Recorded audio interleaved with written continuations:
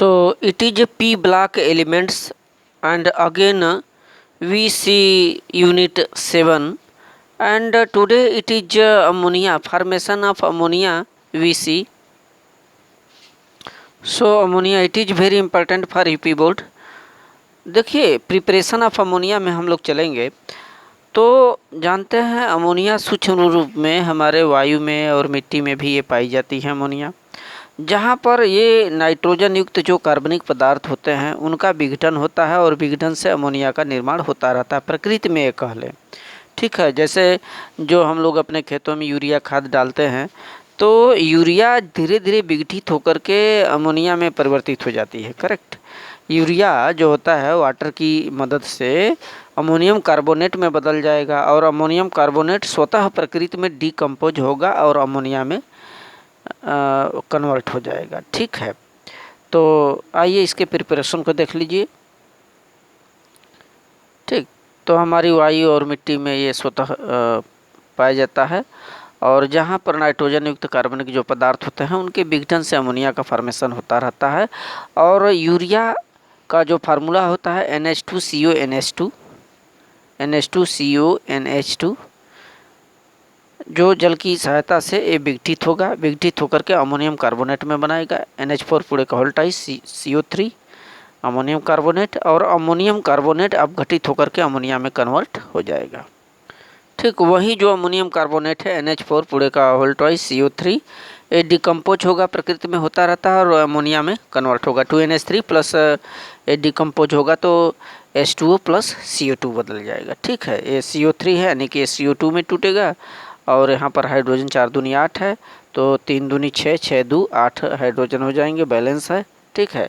इसके बाद lab method जो छोटे स्तर पर अमोनिया का फॉर्मेशन होता है वो है लैब मेथड. और इसमें क्या होता है कि जो अमोनियम साल्ट होते हैं, अमोनियम जो लवण होते हैं उनकी क्रिया कैल्शियम हाइड्रोक्साइड या फिर सोडियम हाइड्रोक्साइड से कराते हैं, फिर हमें अमोनिया प्राप्त होती है. ठीक है. तो नवसादर जिसका फार्मूला NH4Cl होता है उसकी क्रिया हम कैल्शियम हाइड्रोक्साइड से या सोडियम हाइड्रोक्साइड से करा करके अमोनिया का निर्माण करते हैं. लुकसीट. ठीक है. यहाँ पर जो अमोनियम क्लोराइड होता है NH4Cl होता है, इसके 2 मालिक्यूल लिया गया है 2NH4Cl प्लस कैल्शियम हाइड्रोक्साइड. जब इससे क्रिया करवाएंगे तो यहाँ से अमोनिया NH4 जो होता है 2NH3 में कन्वर्ट होगा और प्लस यहाँ पर H2 है और यहाँ O है इसलिए H2O में बदलेगा और प्लस ये जो Cl है और ये Ca है. ठीक है. Ca यहाँ पर 2 लगा है तो Cl2 CaCl2 calcium chloride convert हो जाएगा और ये अमोनिया बन जाएगा. ठीक है. या फिर जो अमोनियम सल्फेट होता है NH4 बड़े कोवल ट्वाइस SO4 अमोनियम सल्फेट पर जब सोडियम हाइड्रोक्साइड की क्रिया कराते हैं तो क्या बनेगा 2NH3. करेक्ट. ये जो NH4 है पूरे का ट्वाइस है तो यहाँ से NH4 2NH3 में कन्वर्ट होगा. ठीक. प्लस ये जो 2Na लगा है यानी Na2SO4 सोडियम सल्फेट अलग हो जाएगा प्लस OH अब क्रिया करके 2H2O बना लेगा. करेक्ट. देखें काफ़ी बेहद इम्पोर्टेंट है. औद्योगिक और व्यापारिक स्तर पर व्यापक स्तर पर ये जो हैबर विधि से अमोनिया का फॉर्मेशन होता है काफ़ी इम्पोर्टेंट है. यूपी बोर्ड में कई दफ़ा ये आ चुका है. ठीक है. तो बड़े पैमाने पर यदि अमोनिया को बनाना है तो हैबर विधि अपनाई जाती है. इसमें क्या होता है कि जो नाइट्रोजन गैस होता है N2 उसकी क्रिया 3H2 यानी हाइड्रोजन गैस से कराते हैं.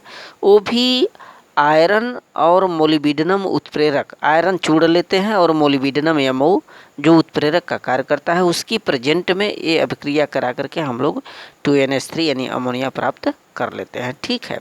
और ये याद रखा जाता है कि जो ATM वायुमंडलीय प्रेशर होता है 200 ATM पर यह अभिक्रिया कराएंगे और जो टेम्परेचर रखेंगे 773 केल्विन रखेंगे. ठीक है.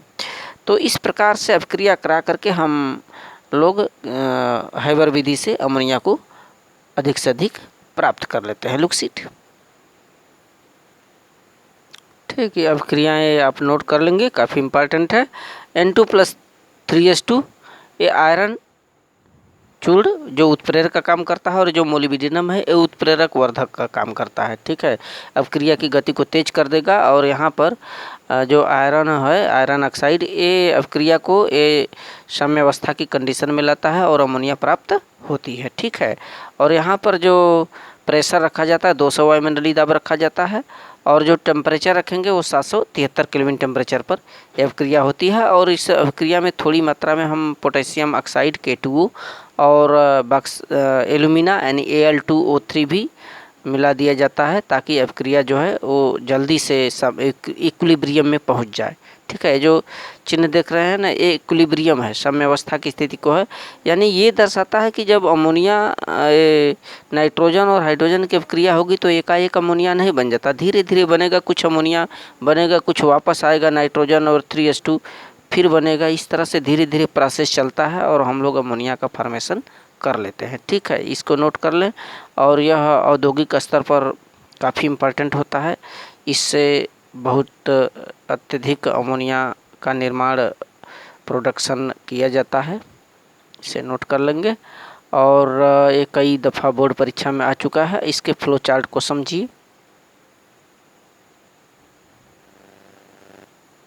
देखें, हैबर विधि से ये अमोनिया बनाने का फ्लो चार्ट है, प्रवाह चित्र है, इसका फिगर है, यहाँ पर इसको समझें। यहाँ से क्या करते हैं हम, हाइड्रोजन और नाइट्रोजन गैस इसमें प्रवाहित किया जाता है और ये संपीडक है, कंप्रेसर है, जहाँ पर क्या करते हैं, इस पर दबाव डालते हैं।